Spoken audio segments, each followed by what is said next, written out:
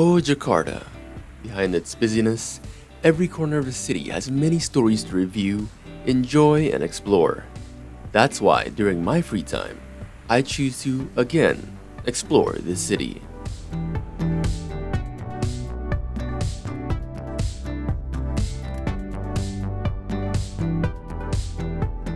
Kebayoran is known as one of Jakarta's most elite districts, home to the city's wealthiest and most powerful. But beneath all the glitz and glamour lies a lot of fascinating history, interesting landmarks, as well as some very lively hangout spots. So today I'll be joining the District Kebayoran walking tour with Walk Indies to uncover all the hidden secrets of this iconic district. So come along for the ride. The first landmark that our group visited during the walking tour of Kebayoran was the House of Fatmawati, located at Jalan Sriwijaya Raya number 26.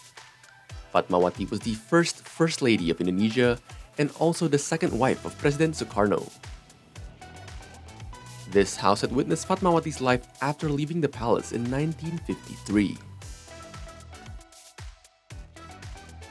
Our group then continued the tour by exploring two public parks in the Kebayoran area, namely Sriwijaya Park and Mataram Park. These two parks are named after two famous ancient kingdoms in Indonesia. These parks have been known as one of the most popular spots to visit, not only for enjoying the environment, but also for exercising and doing other activities. Let's take another step. This is where our group found one of the more unique and hidden landmarks that maybe some Jakartans are not aware of its existence.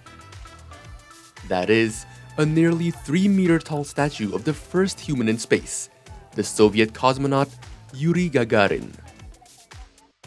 The statue was gifted to the city in 2021 by the Russian Federation as a commemoration of 70 years of bilateral relations between Indonesia and Russia.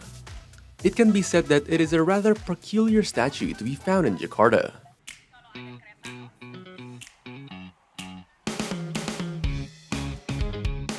The group is then led to the majestic Al-Azhar Mosque. This Muslim place of worship used to be the largest mosque in Jakarta before being dethroned in 1978 by the Istiqlal Mosque. In Al-Azhar Mosque, the group was given time to pray, as well as take in the pristine Taj Mahal-inspired architecture. The next destination on the tour is the Grand National Police Headquarters, which is also home to a museum depicting the National Police history. Two large statues are visible from the outside, namely a statue of Majapahit's esteemed military leader, Gajah Mada, as well as Indonesia's first police chief, Sukanto Tjokrodiatmojo. Even though I pass by here often, I never really paid attention to details like this before. It's definitely interesting. Kebayoran is not only home to the rich and powerful though, it is also home to some uniquely period piece houses, which make many feel frozen in time. One of them is the so-called Yankee House. This house is influenced by an American architectural style that was popular in the 50s and 60s. This is one of the few remaining Yankee houses in Jakarta, and was once the hallmark of Kebayoran Baru at its era. Right next to the Yankee House is the former residence of Military General D.I. Panjaitan. He was one of the generals who was tragically killed in the 30th of September coup attempt in 1965. The government has designated this house as one of Indonesia's cultural heritage buildings.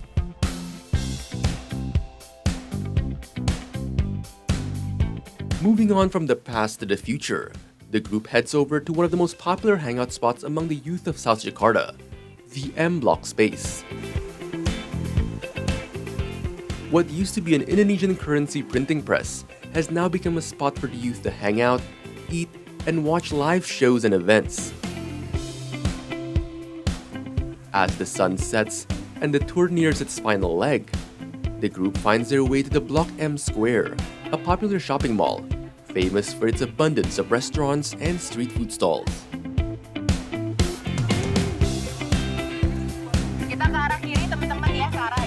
It is here the group finds another hidden landmark, tucked away behind the mall's parking spaces.